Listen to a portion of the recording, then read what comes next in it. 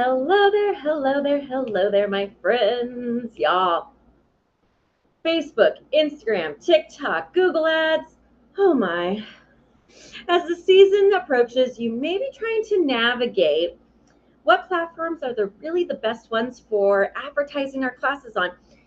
But so many times, Google Ads can be overlooked because they're honestly a bit confusing for so many of us.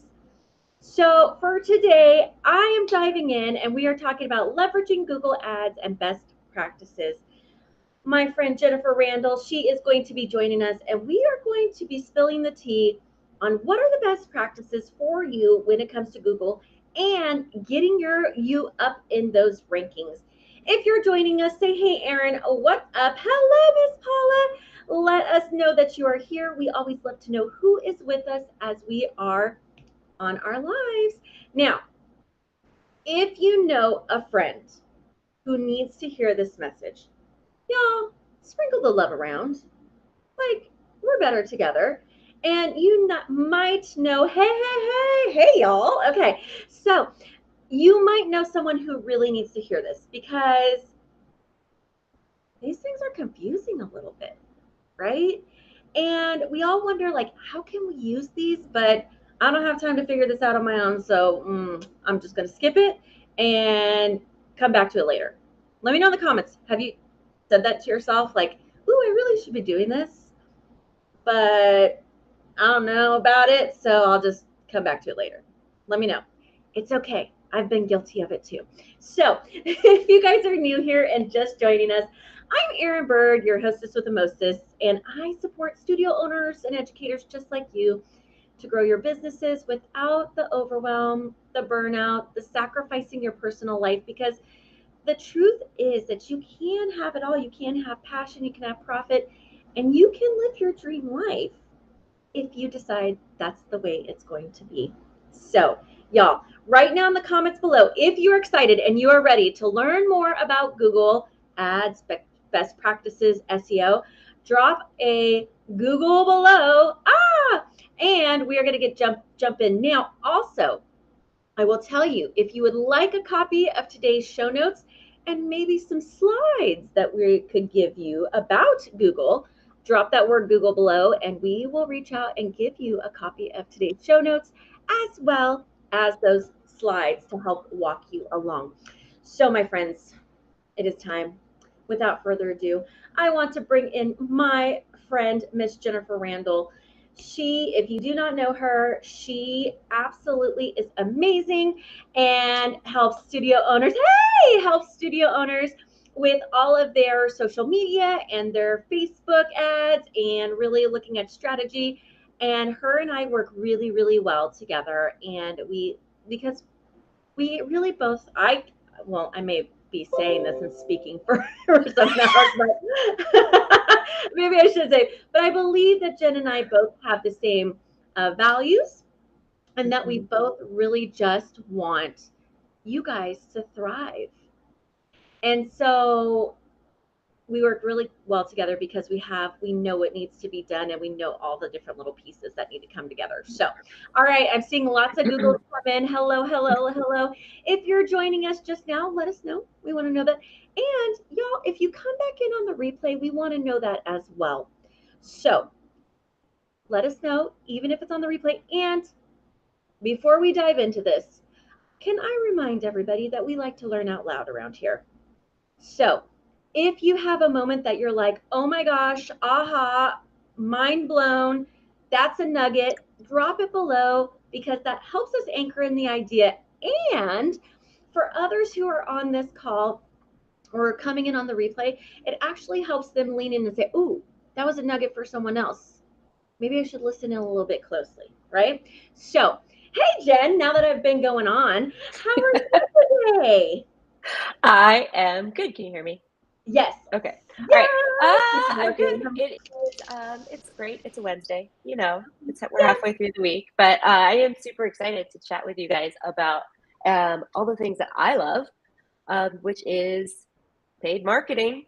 I mean, I love organic too, but I love getting the best bang for our buck. And so, yeah, we're going to chat about Google today because it is a completely different animal than Facebook and Instagram. And Google actually has like their own like way that you can actually get in like up towards the top, which is what we all kind of are like, well, how do I get up there, right? But they have an actual formula that they share with us that Facebook does not share. So we're going to dive into that. That is so amazing, because I think so many times it's just like, well, SEO. I think when I was in a workshop and I was teaching, I said SEO. Someone's like, I don't want to sound dumb, but I don't know what SEO is. And y'all, here's the thing. What I would love for us to do right now, before we even dive into all the things, is, do you have a burning question about all things Google? Right? Well, I know. Or paid ads, any paid ads. Or paid ads, but like, do you have a burning question, or like, oh my gosh, I tried this, or blah, blah, blah. Drop it in the comments below right now, because we are going to try to answer as many questions as possible in the time. We have to be aware of everyone's time. But even if we can't answer it live, we will come back in and try to support you and help you through whatever questions you have. But if you have a question about Google, about paid ads, use the chat right now. We want to be able to answer this for you and support you. All right. Without further ado, let's dive in a little bit. So, Google Ads, Google SEO. Jen, where should we start?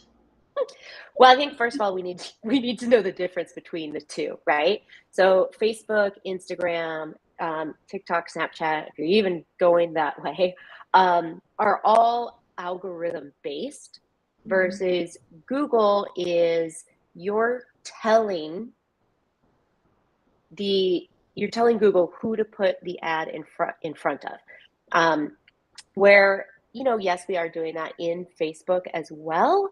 But we're kind of just like, you put it in front of people who you think have the same interests of XYZ, of what we're trying to. You put our ad in front of parents who you think have kids of XYZ. Whereas Google ads, we are telling them, do not put our ad in front of anyone who doesn't use these number of keywords. So that is the main difference, right? One of the other things I want to touch on really quick is that Google, those ads are specifically for people who already know they want a dance studio. They're typing in dance studio in my community, or dance studio for XYZ children, right? So those ads for Google are going to be more of we're going to make them a generic ad, and we let it run for a long period of time, because we don't need to tweak the audience. We don't need to tweak the ad as much as we do with a Facebook and Instagram, because we're not educating parents on who we are, what we do, where we are, even like why it makes us different. Like, they already know they're coming to Google for a specific thing, and that is one of the things that makes those two completely different. So that's the first place I would start is, what type of ad are you really wanting to run? 1000%. And I think that, thank you for hitting on that, because I think that's where we get even a little confused sometimes, I think, when it comes to strategy for paid advertising, in that I have a lot of, and you guys can tell me if this resonates with you or not, but if sometimes we get so caught up in, well, parents need to know that we're enrolling. And so they'll do a Facebook ad, or they'll do an Instagram ad, or a TikTok, or whatever. And it's like, but just enroll. And we haven't, some of those parents they aren't problem aware. Like, if we put it that way, they don't know that they might think, oh, well, that'd be fun, or my kid needs an activity, I don't know, whatever. But they don't know that dance is their thing. When they're going to Google to do the search, they have already decided that dance is their thing, right? So it is completely, and our approach should be different, because that's what the audience is asking for, right? So I'm so glad that you mentioned that, because I think that's sometimes where we get a little bit lost in when it comes to paid advertising and looking at the nuances of each platform. Yeah, agreed. Yeah, Facebook and Instagram are great for teaching people they need an activity for their kids, teaching them which activity to choose, i.e. dance. And it's also great to get in front of those parents who were your students before, but just need to come back. So the Google ads really are specific to that bottom of the funnel where we've educated them that they need an activity. We've educated them that dance is the best. Now they're at the bottom of the funnel and they're really just choosing which dance studio do I want to go to. And that's what your Google ads should really be focused on. Love it. Love it. So, okay. So everyone getting that? Like, making sure everyone's cool with that. Let us know can you give us a thumbs up or a heart or a something so we know that this is resonating with you guys and you're understanding. We always want to know, like, making sure we're not that we're not going way over. So yes, okay, we got some thumbs up, so we're good. All right, that makes my heart so happy. All right, so now we understand the difference between the two. How do we actually bump ourselves up in those? Okay, thank you. Yay, good to know. Okay.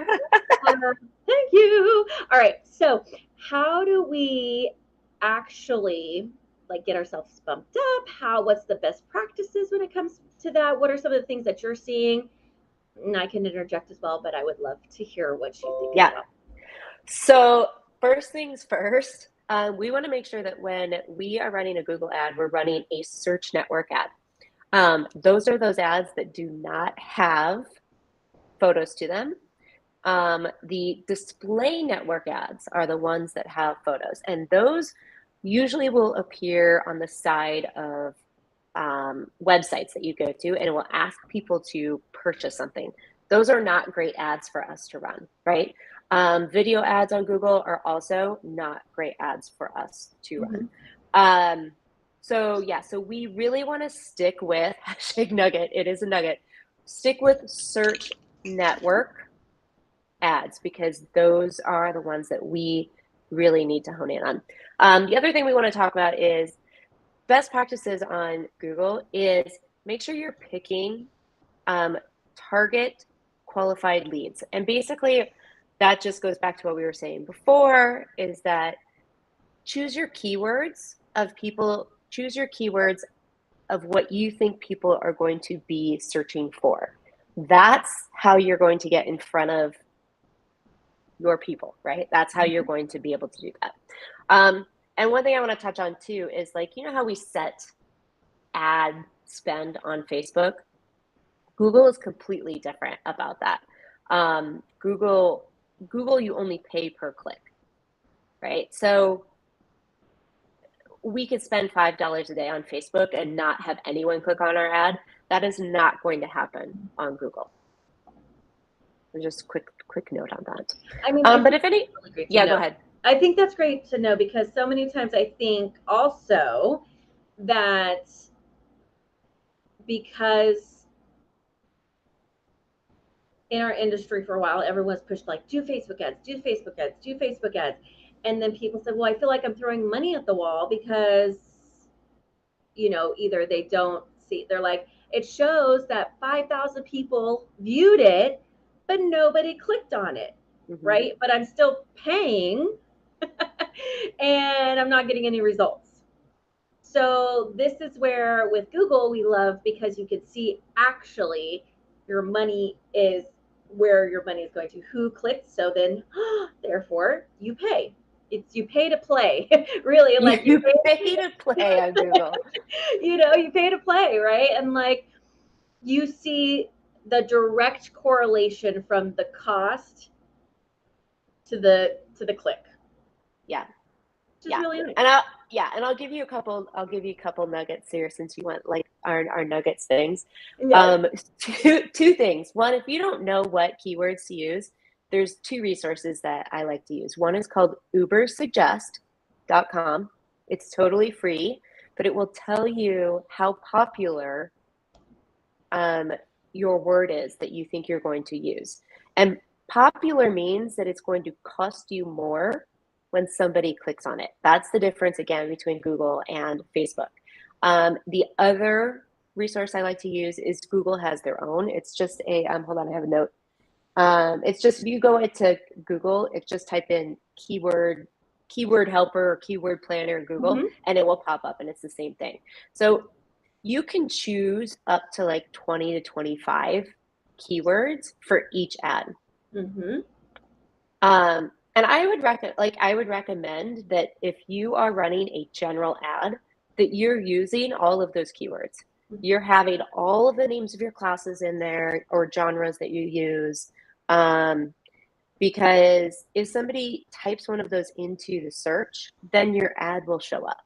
And that's what we're all trying to get, right? We're trying to get the ad to show up. So, well, and I might be jumping ahead here, which I do sometimes often, but okay. Which also, you guys, those keywords, they are essential to your SEO anyway. And so am I like totally like cannibalizing and jumping into what you were going to say next? Probably. Okay. Nope. So I'm like, I do that sometimes, so I can't help myself. I apologize.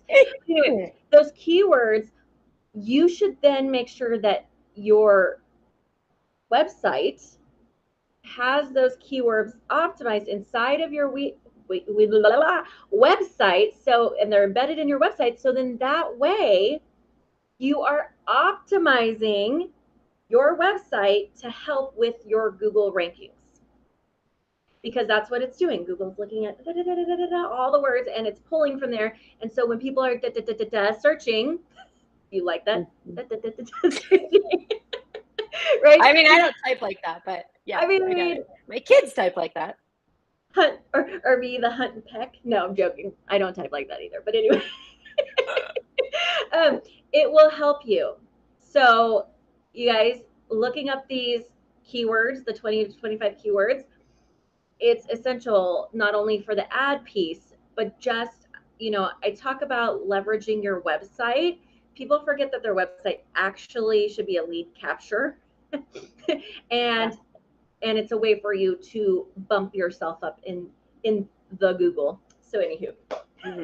Yeah, and no, you're 100% right. Like all of those keywords that you feel like you're going to use at Google should be in your website. It should be in your about page. It probably should be in, if you do a blog, those same phrases and keywords should be used in your Instagram bio.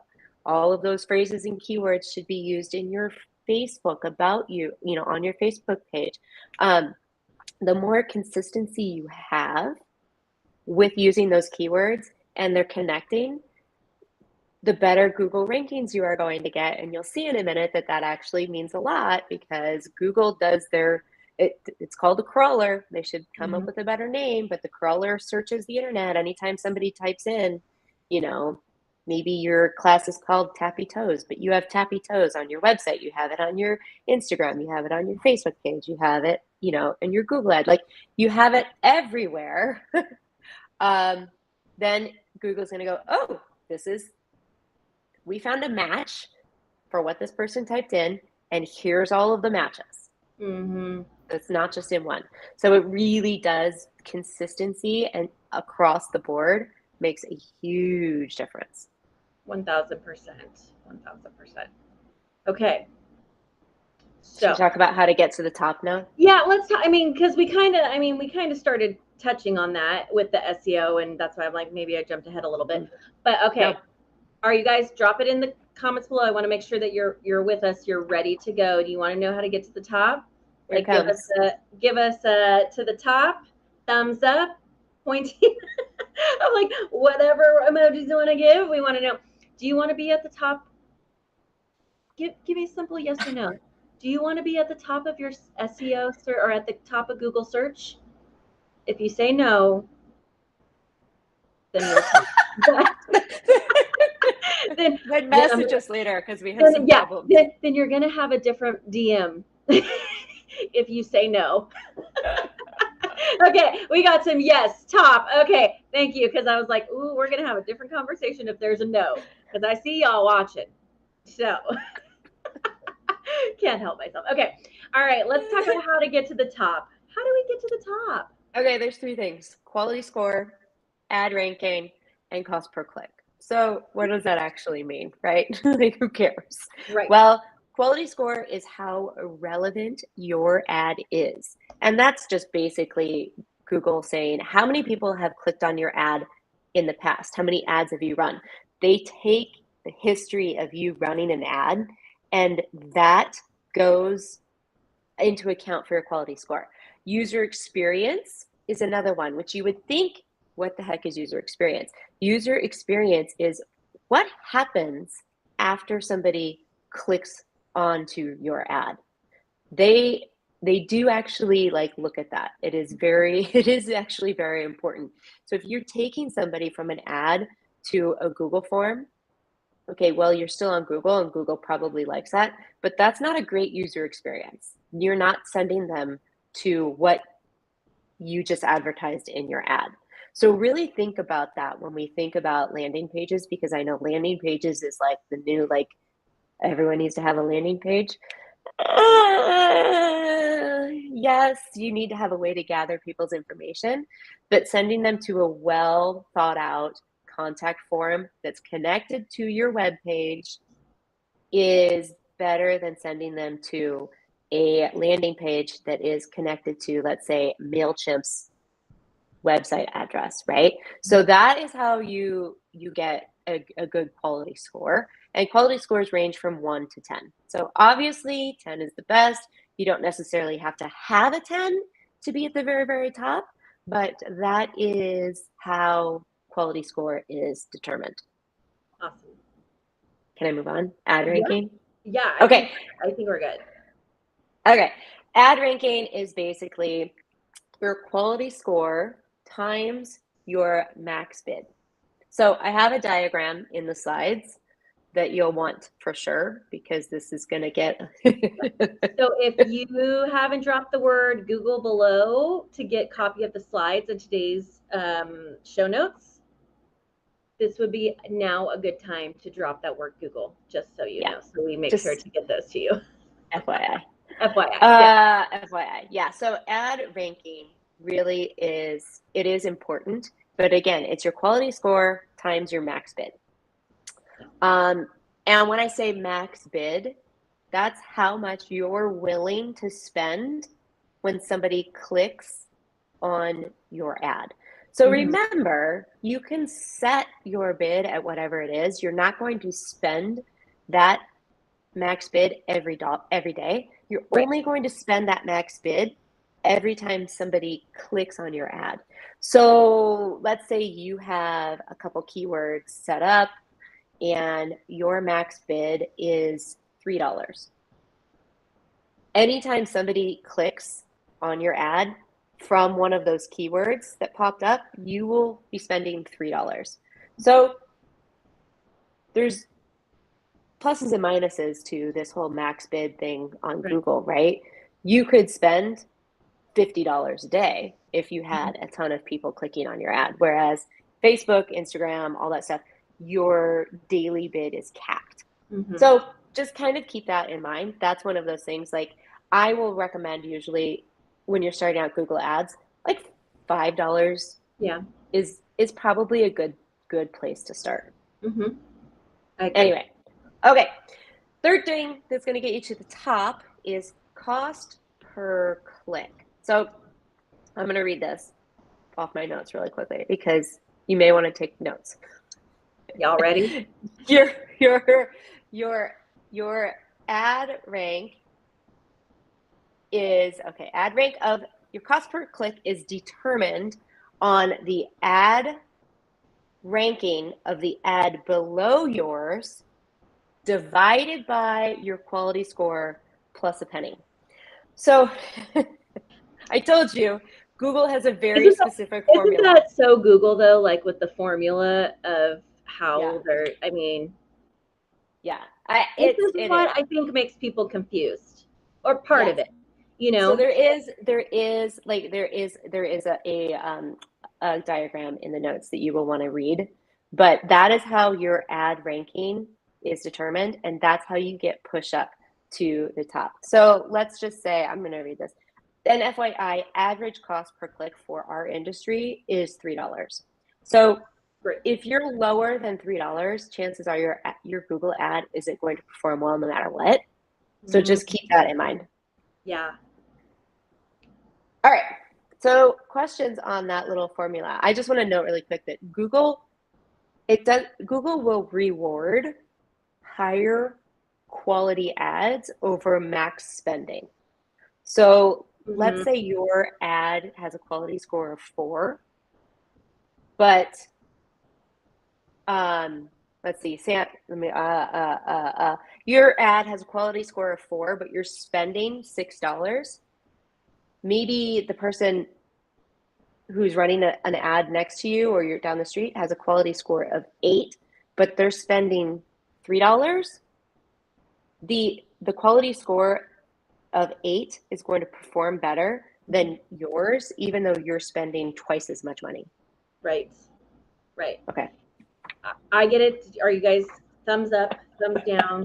Did I just go? This is where it gets confusing. And so the biggest thing I can say here is like, it's good for us to be aware of how they create this, but don't get hung up on it. No, exactly. So it's good information so we, knowledge is power, right? Yep. But don't get hung up on that piece, right? And again, we're here to support you. So know that if you're like, this is confusing, I don't get it, it's fine. The other thing that I am seeing, and Jen, I would love to know if you're seeing this as well, is the majority of studio owners are not using Google Ads. I would agree. I think it's because they don't know how to use them. And it's two things that you should take away from today is one, do not overcomplicate it. Throw in some keywords, set your max daily budget between $5 and $15 so that your cost per click doesn't exceed, $15. And then just be super patient. Google ads are not, super patient. Google ads are meant, the search ads are meant to be run for a while. So this is part of long-term game plan. Yes. Do not throw something up there that is like a short-term, like special deal. Right. Because it's not going to have enough traction. Right. This is where y'all, this is the long-term game plan. This is not a magic pill, and you will see results, right? But again, we have to look at what's the intention, what's the objective, and how are we looking at this as part of our bigger marketing and visibility strategy, right? So many times I also think we as an industry do not give enough time for these strategies to actually work, and we get frustrated and we give up and we say it didn't work for me, when the reality is we didn't give it enough time, or we didn't tweak appropriately as we were going. And so then we've told ourselves, well, Google ads don't work, or Facebook ads don't work. Oh yeah, 100%. Yeah, I've said this probably 1,000 times, and I'll probably say it another 1,000 times. But your ads are seriously like choreography. Like, it looks amazing in our head, right? We set it on the kids, and we're like, that doesn't quite look the way I thought it did in my head, so I'm going to tweak it a little bit. Then we put it on the stage, and we're like, I think we need to tweak it a little bit with the lighting and the staging. Ads are just like that. It is not going to be stage ready the first time you hit submit or hit publish. 1,000%. Y'all, I hope that you're leaning into that. It is part of our bigger visibility and marketing strategy. And so I hope you don't mind me, Jen. I'm going to just share something real quick. So just so you guys know, if you need help with the marketing and the visibility strategy and leads and enrollment, the doors are open right now to the Studio Accelerator Bootcamp. It's what exactly we focus on, and that is increasing your visibility, increasing your enrollment, talking about your brand story. I think that's something that gets lost a little bit sometimes because I see so many that are like, enroll now, enroll now, enroll now. You don't know who we are, but enroll now. Like, Yeah. we need to fix that. We need to show people who we are.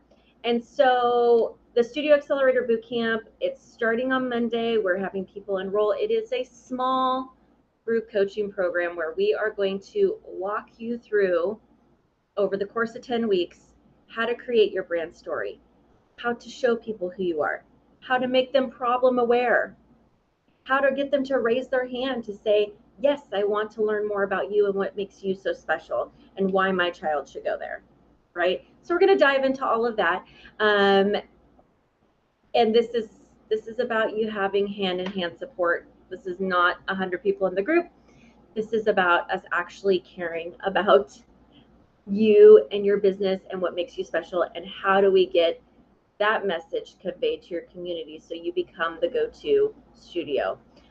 So just wanted to throw that in there real quick, because it's what we're talking about. It's really essentially, you guys, I want to know, and I hope that you guys don't mind this, but I want to know in the comments below. Let's do a 1, 2, 3. A 1 if you're already back to your pre-pandemic numbers when it comes to enrollment.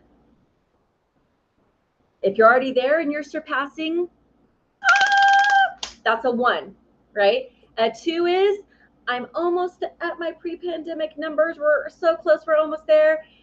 And 3 is, Lord Jesus, I don't know what's happening right now, but we need to get some kiddos in the door because we are nowhere close to where we were pre-pandemic.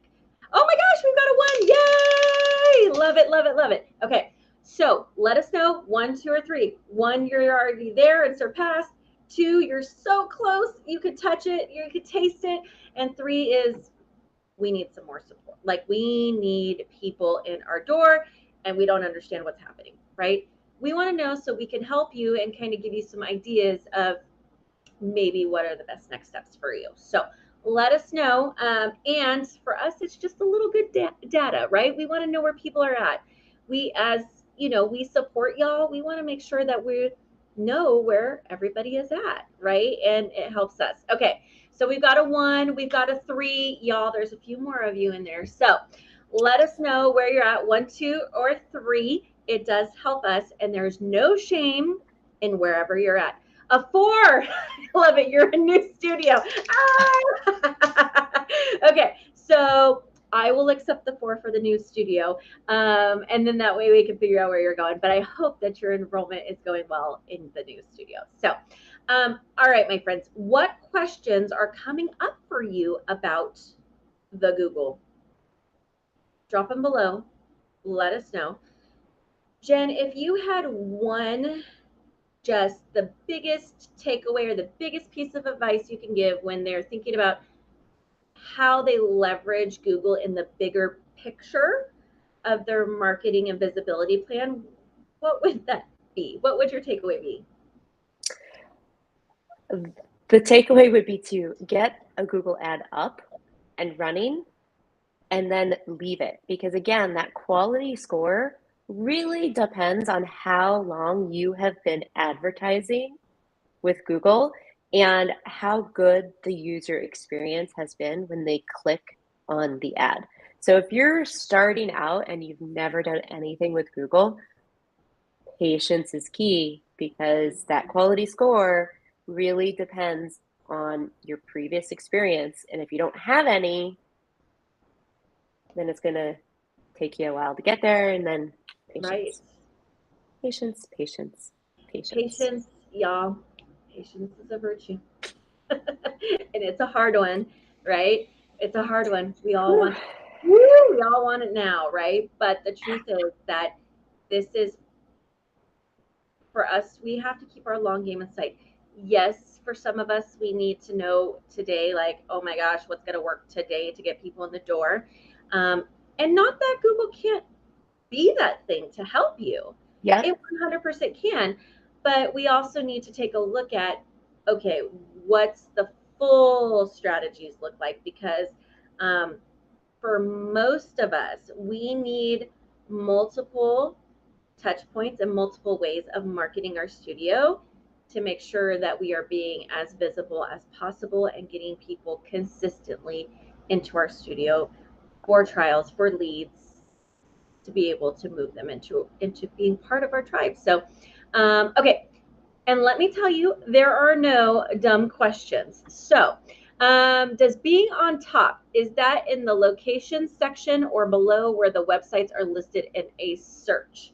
Okay, so we could both talk about this. So on the very top is going to be, you have to have a paid ad going if you want in your community to be on the top. So if nobody else in your community is paying for an ad right now, you can be at the very top.